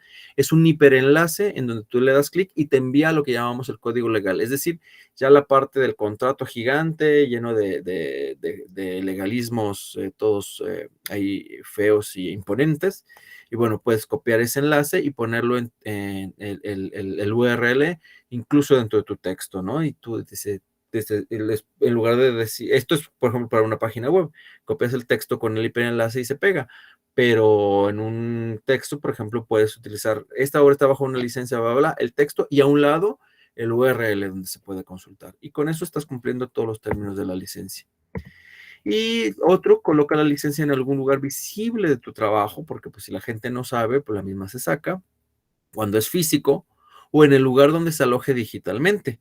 También puedes agregar algún texto breve que explique la licencia. Incluso tú puedes explicar a tu manera lo que la licencia explicita y ya decir y para mayores términos, visita este enlace y ya que la gente vaya al código legal si lo quiere. Recuerdo incluso libros en donde, por ejemplo, traigo ejemplos en donde, bueno, aquí no se ve muy poquito, vamos a agrandarlo un poquito más, en donde, por ejemplo, es la página legal de un libro, precisamente el libro fundacional de Creative Commons, el de Lawrence Lessig, el código versión 2.0, que también pues metió toda una revolución en el conocimiento libre. Y por ejemplo, ustedes ven ese libro, su página legal tiene un cuadrito donde dice claramente el logo Creative Commons y dice con puro texto, atribución, compartir igual. En este caso, una versión antigua, el 3 de España, ahorita actualmente será 4.0 internacional. Y dice, usted es libre de copiar, distribuir, comunicar públicamente que la obra y hacer obras derivadas y bajo las condiciones siguientes. El logotipo pequeño dice reconocimiento, debe reconocer los créditos de la obra. Este texto, por ejemplo, lo adaptó el propio editor de la licencia a sus términos, ¿no? Puede ser bajo este esquema, puede ser algo mucho más simple o más complejo, tú sabrás, ¿no?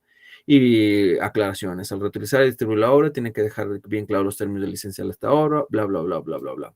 Y con esto están dejándole claro a las personas que pueden utilizarlo. Yo acá a esto le agregaría en alguna parte el URL para que quede todavía más completa, para que tengan las personas el acceso a la capa legal de la licencia. Por ejemplo, aquí, a lo mejor es otro libro, el de La conquista silenciosa del ciberespacio, Creative Commons y el diseño de entornos digitales como un nuevo arte colaborativo de Internet, que título más complejo, ¿no? Pero está bueno este libro, se los recomiendo, que hace Ariel Hernán Bercelli, que lo puso en 2004, una forma antigua del Creative Commons, y lo está afectando bajo licencia by non comercial o atribución no comercial. Y él hace su propio texto de qué implican los términos y condiciones de esta obra y a su vez pone el prevínculo para que las personas puedan acceder a la capa legal, es decir, al texto completo de la licencia. Y, por ejemplo, cualquier otra cosa, pues también pone su prevínculo personal. En el caso, por ejemplo, ¿dónde podemos conseguir? Aquí me falta un ejemplo, creo que lo limitamos aquí a textos por ser ustedes sobre todo investigadores e investigadoras, pero también tenemos un ejemplo, por ejemplo, donde se puede ver la licencia aplicada en los créditos de un video. Y bueno, simplemente ahí donde se ponen de cada quien hizo la dirección, la escritura, bla, bla, bla, pueden poner también la licencia que están utilizando. ¿Dónde podemos conseguir recursos en Creative Commons? Pues ya les decía yo, si son imágenes, especialmente fotografías, Flickr, Wikimedia Commons.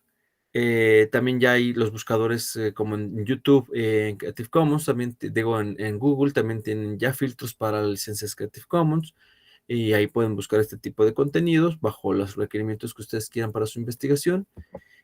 También, por ejemplo, en audio están, por ejemplo, archive.org. En archive.org ya no solo hay audios, ya también hay muchos textos, una gran cantidad de libros en dominio público escaneados de universidades públicas. Por ahí Archive, seguro lo han escuchado, porque trae una demanda muy fuerte, porque puso a disposición una biblioteca digital a disposición del público durante la pandemia, ¿no? Y esta cantidad de libros digitalizados de bibliotecas los ponía para que la gente los pueda leer, ¿no? Y pues la sociedad de autores tanto de Estados Unidos como europeos y bueno, una gran cantidad de políticos en este sentido demandaron a Archive por poner a disposición estos libros, según ellos violentando los derechos de autor. Por ahí también la Corte Europea dijo que no existe tal y que al menos en Alemania está desestimada la causa, en Estados Unidos todavía sigue. Vemos cómo se da. Hay que apoyar a archive.org porque es una gran página de recursos. Soundcloud.com, Yamendo.com o freesound.org también pueden ayudarles para audios. Para videos, también Vimeo tiene un filtro para Creative Commons. De hecho, una gran cantidad en Vimeo porcentualmente, más alta que YouTube, pero en cantidad, definitivamente YouTube tiene mucho más. Archive.org nuevamente, Wikimedia Commons.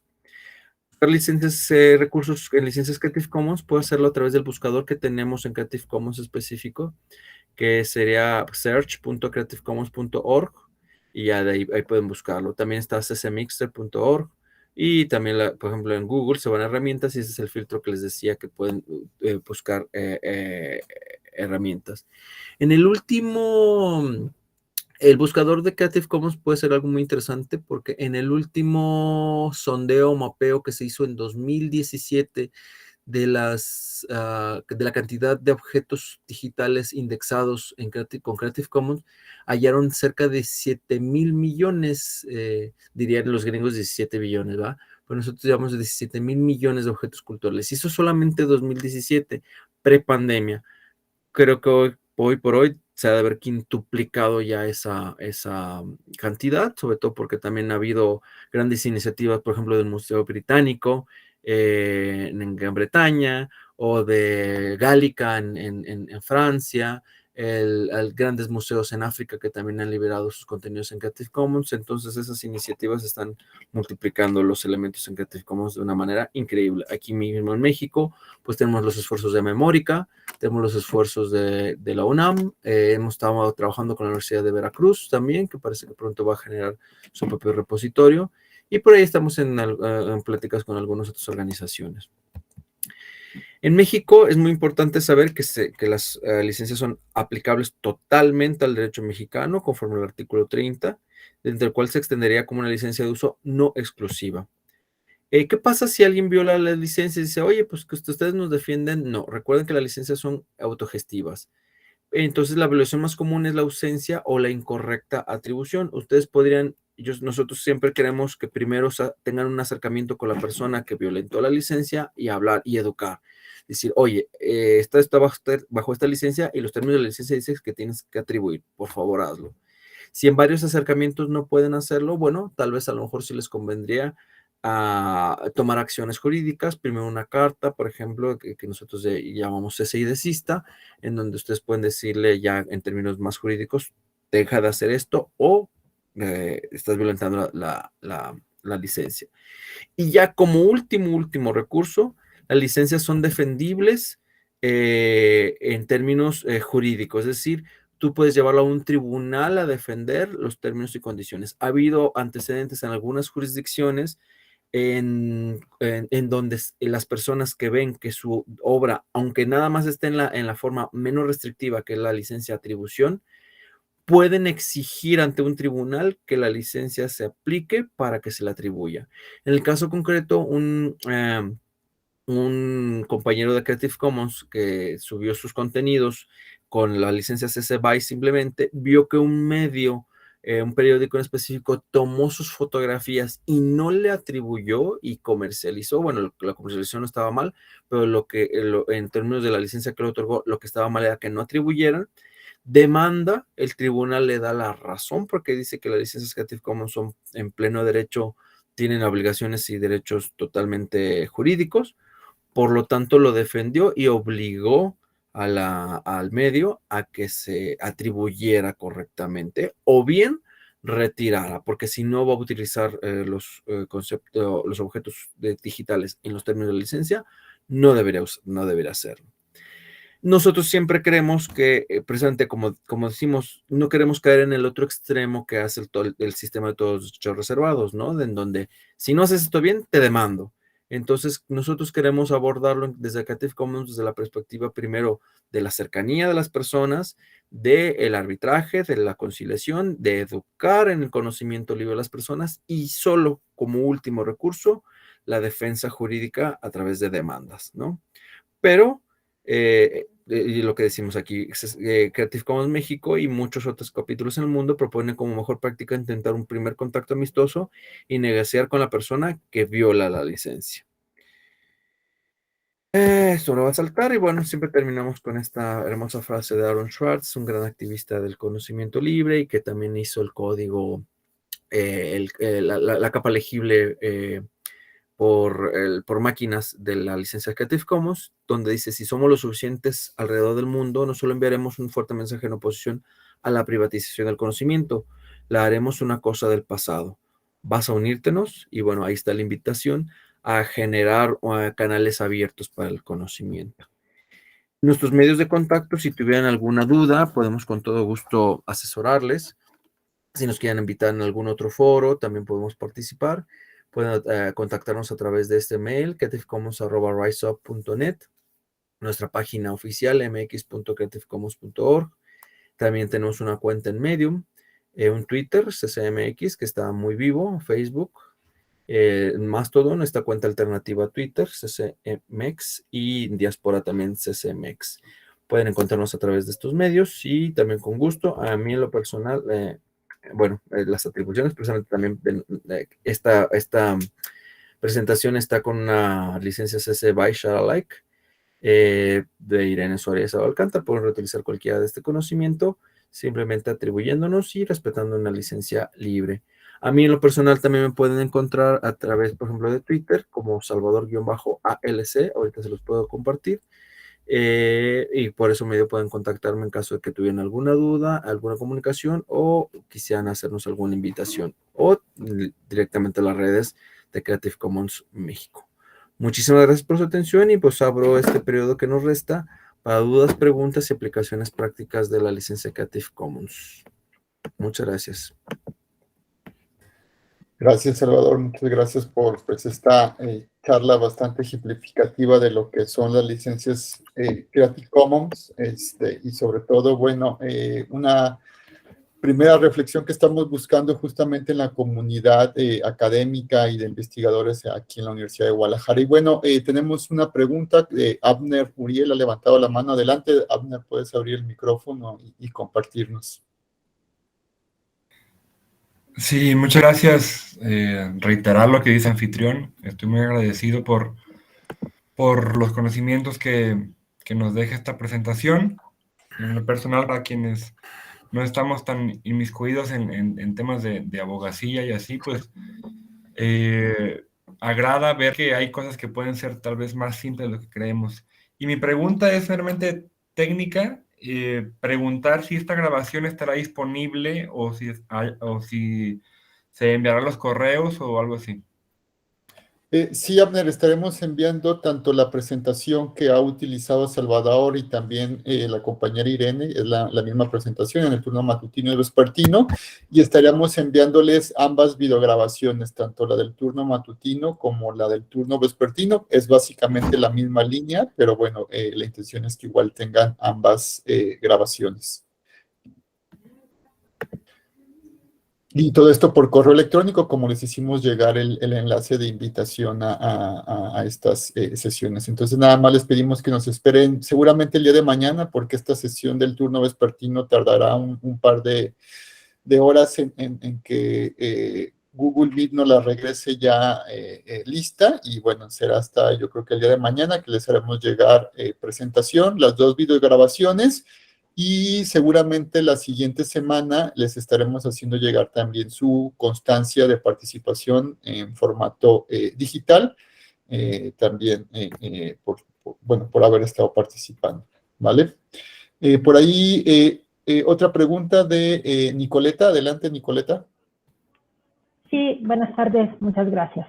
Antes que nada, yo también quisiera felicitar a Salvador porque fue una presentación que me pareció muy clara y tocó muchos temas importantes y entonces me gustó mucho. Yo tengo una pregunta un poco enfocada a un caso mío particular, no sé si puedo de todas maneras pues preguntar.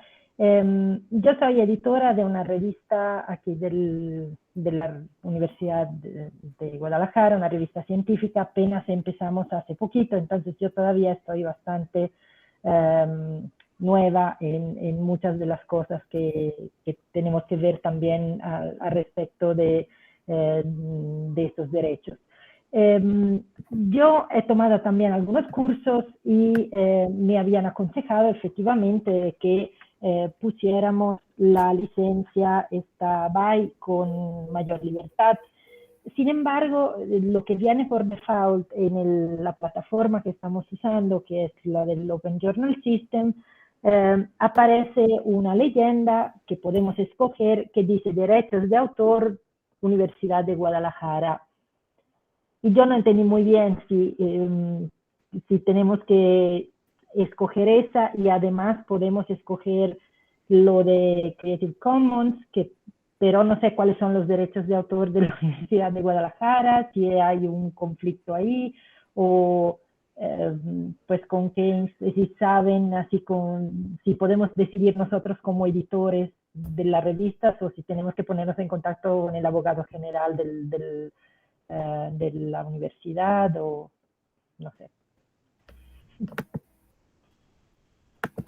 Sí, Okay, sí. adelante. Hasta donde sé, los derechos de autor de la Universidad de Guadalajara siguen todavía un sistema cerrado tradicional, ¿no? De todos los derechos reservados. Todavía no se lleva a nivel general el hecho de abrir a Creative Commons o a una licencia libre la que sea. Entonces, al momento de estar accediendo a Open Journal, y si ustedes ponen los derechos tradicionales de la Universidad de Guadalajara, estarán yéndose a copyright. Open Journal también debe tener la opción de acceder a otro tipo de licencias. Es decir, no quiero decir que estos derechos que otorga la Universidad de Guadalajara son los de por default, ¿no? En caso de que tú no exijas, no obtengas una forma específica, se atienen a esos. Y de hecho ya hay 2 o 3 publicaciones, si no mal recuerdo, dentro de la Universidad de Guadalajara que utilizan Creative Commons, hasta donde recuerdo. Lo que yo recomendaría es poner la licencia que ustedes más ajusten para ustedes, en este caso la CC BY, y al momento de subirla al Open Journal System, decirle que es una CC BY, independientemente de los derechos de autor de la Universidad de Guadalajara, porque ustedes están ciñendo a esto. Esto no significa que están violentando los términos de los derechos de autor de la Universidad de Guadalajara, sino que se están atendiendo a un sistema más específico y sigue siendo reconocido dentro del marco jurídico de la Universidad de Guadalajara.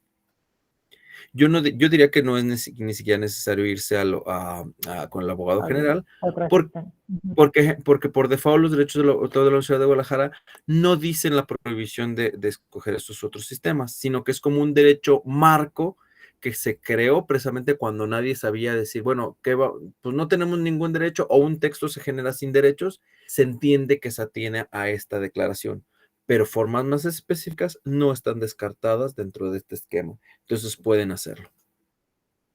Sí, y además, si me permites agregar, Salvador, pues ciertamente hay todavía una desvinculación entre la edición académica de revistas en la Universidad de Guadalajara y políticas que lleva la editorial universitaria, ¿no? De hecho, pues como ustedes saben, cada centro universitario de la Universidad de Guadalajara, pues ha venido en algunos casos editando y produciendo sus propias publicaciones, ya sean libros o también revistas, ¿no?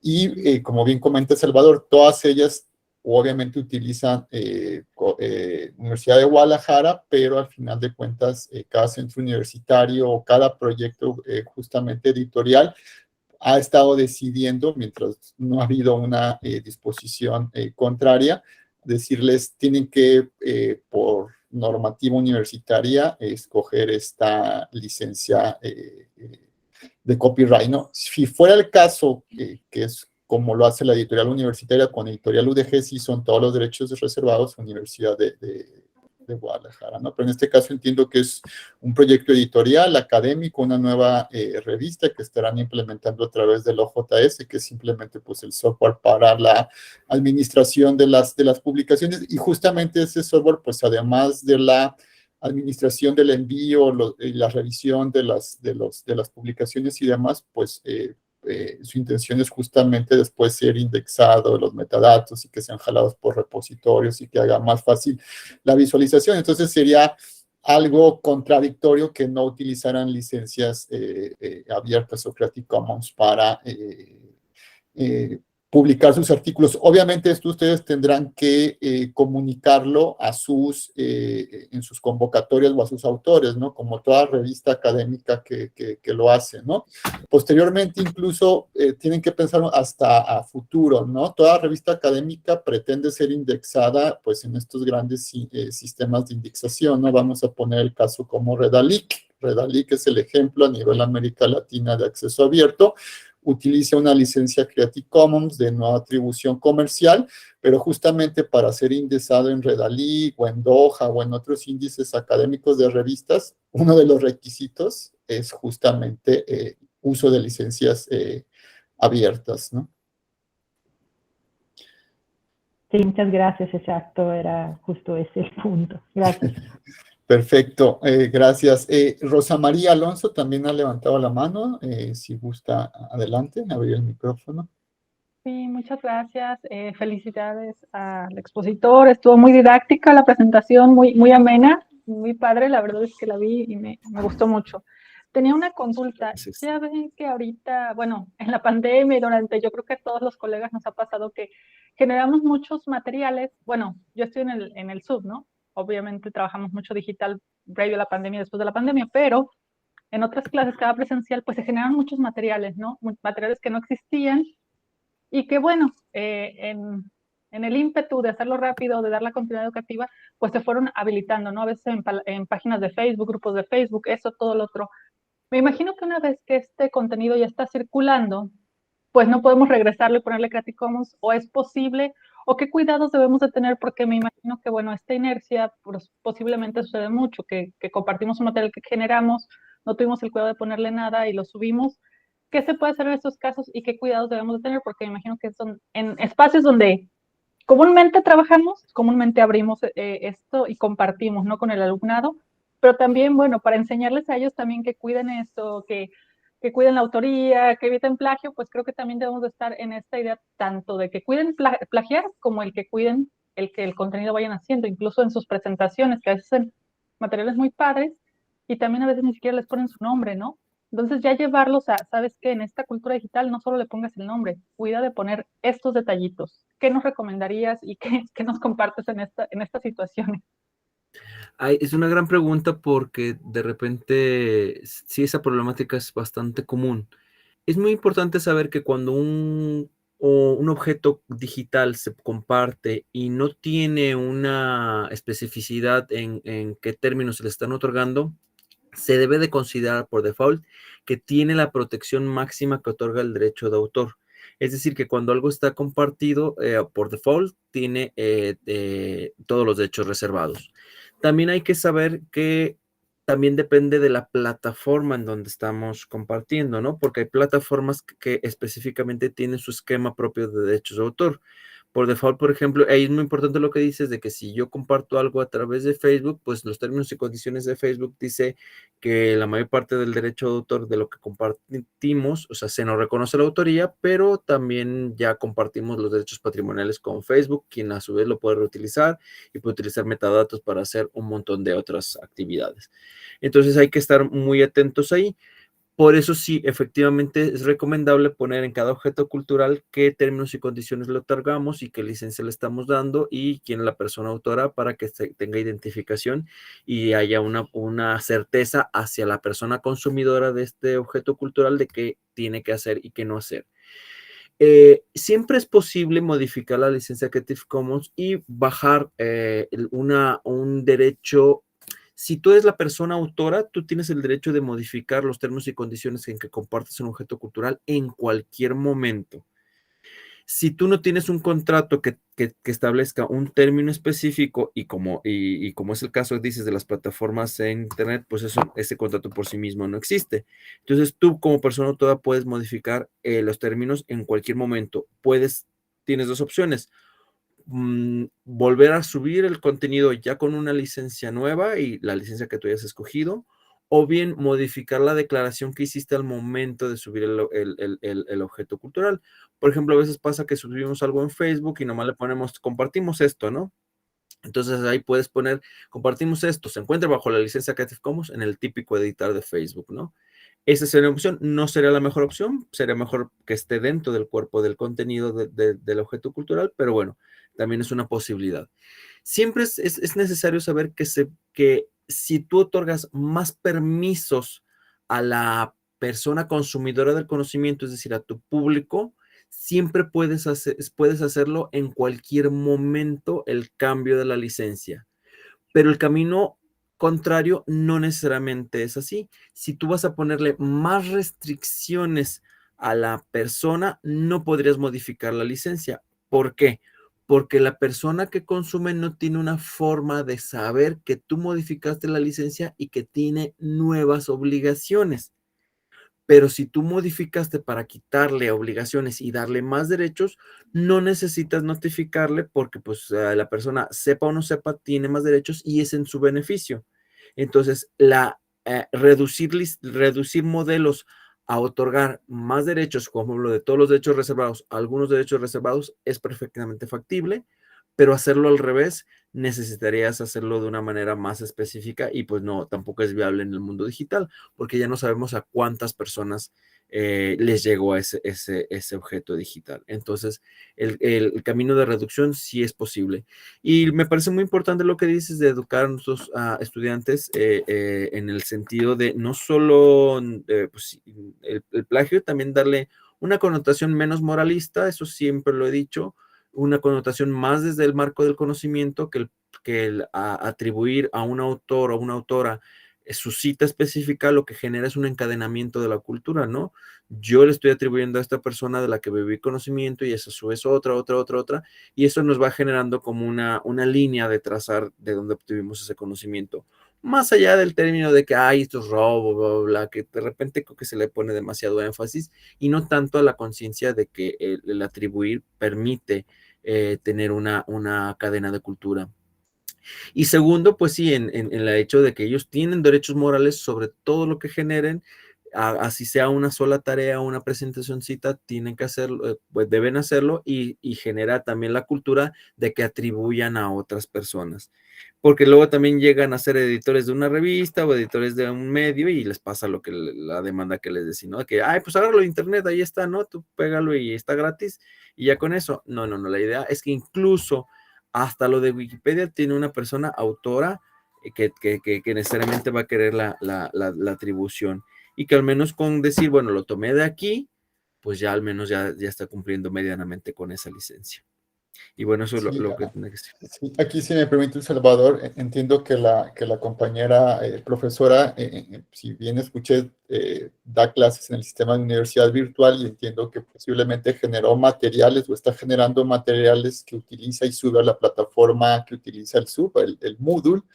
Y bueno, aquí simplemente atendiendo lo que dice Salvador, pues sería que estos materiales nuevos para los siguientes cursos, pues ya los subiera con una licencia, es decir, si es un PowerPoint, si es alguna actividad en Jamboard o en algún otro recurso educativo, pues utilizar ya alguna licencia. De hecho, algunas plataformas, como lo comenta Salvador, no sé, Jamboard, o estas plataformas de gamificación, también ya hay que ver bajo qué licencia nos están dando la oportunidad de crear los recursos educativos, ¿no? En el ambiente educativo también pues está la tendencia a los recursos educativos abiertos, a depositar en repositorios de REAs o de recursos educativos abiertos, y estos ya llevan implícito que aceptemos que van bajo una licencia determinada Creative Commons, ¿no? Entonces, en este caso, pues la recomendación sería próximos materiales, crearlos ya bajo una licencia, y los que hubiese, pues incluso, pues colocársela, ¿no? En el entendido de que no se va a restringir, sino que simplemente se va a mencionar que ya están bajo una licencia Creative Commons, ¿no? Y bueno, pues por ahí estamos ya justo en tiempo de cerrar, para no pasarnos del tiempo establecido. No sé si hubiera alguna otra pregunta, comentario que tuviesen, ¿no? Bueno, pues entonces no quedaría más que agradecerle a Salvador por su participación, por haber aceptado la invitación a compartirnos esta pues charla introductoria sobre lo que es el uso de licencias Creative Commons en el entorno o en el ambiente docente y académico. También agradecer a la compañera Laura Evelia Espinosa de Biblioteca Mediateca Fernando del Paso, a las autoridades del CUCIENEGA por haber pues gestionado esta primer charla como parte de pues un taller de charlas que estaremos llevando desde el Sistema Universitario de Bibliotecas y las distintas bibliotecas de la red universitaria, justamente en temáticas de acceso abierto, conocimiento libre, para que pues docentes, investigadores y alumnos, que también es importante, empiecen a involucrarse en el movimiento abierto. Este movimiento abierto implica no solamente aspectos académicos, datos, investigaciones, etcétera, sino pues también cuestiones culturales, ¿no? En beneficio de la apertura y del consumo y uso de la información y de los bienes culturales. Salvador, muchas gracias. Pues no me queda más que agradecer y despedirles. Como les había comentado, les estaremos haciendo llegar vía correo electrónico la presentación, las 2 videograbaciones y sus constancias. Y bueno, pues desearles una buena tarde, casi ya noche, y pues muchas gracias por su asistencia, su escucha y su participación. Hasta luego, Gracias. buenas tardes, muchas gracias, hasta luego. Gracias, Martín, un abrazo. Gracias, Salvador, un abrazo, hasta luego.